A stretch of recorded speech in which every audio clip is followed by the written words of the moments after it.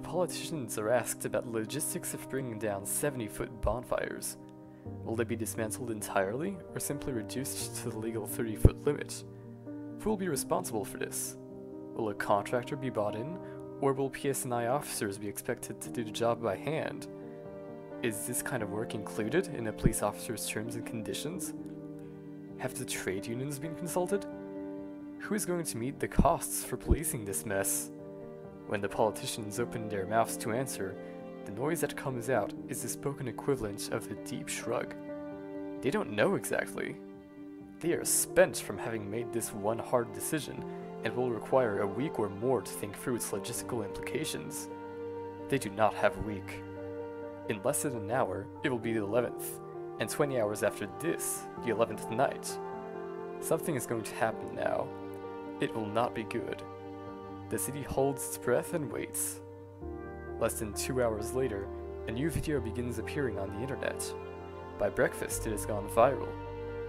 The format is familiar. A small room with a white sheet draped across an entire wall.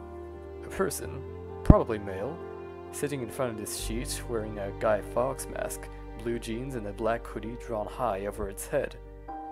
It does not speak. It holds cardboard signs to the camera.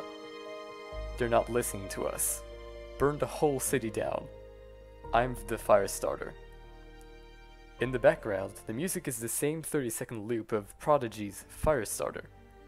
Once all the cardboard signs have been revealed, a black screen appears with 7 words printed in white capital letters. You should have left our bonfires alone. The press are quick to pick up the story. With every subsequent news bulletin, it edges closer to the headline spot. The Firestarter has decided it's time to escalate the violence. Who knows what will happen next? The police call for calm. The politicians echo this, issuing statements from their individual parties. Church leaders also make an appearance. A Catholic priest and a Presbyterian minister stand side by side on the peace line, asking people to pray and stay at home and think about how far we've come in the last few years. The young men and women of Belfast have heard it all before. They don't want to stay at home and pray for peace. They don't want to follow rules or put the safety of others first. They are blood-blind with anger. First the peace walls, and then the roads, the flags, and now our bonfires, they say. Soon, we won't have anything left.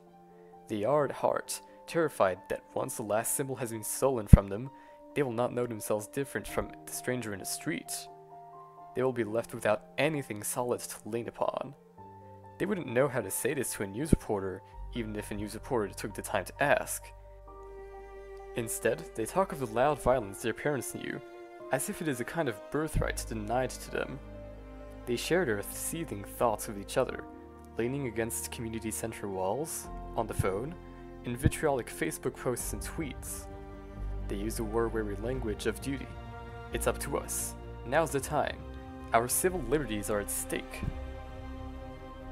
Over the course of a single sun-blessed morning, their anger sours until it spills onto the city's streets, and they are burning buildings and cars and trees for the sheer blood rush of actually doing something. Before the authorities can move in to dismantle the bonfires safely, every one of them is alight.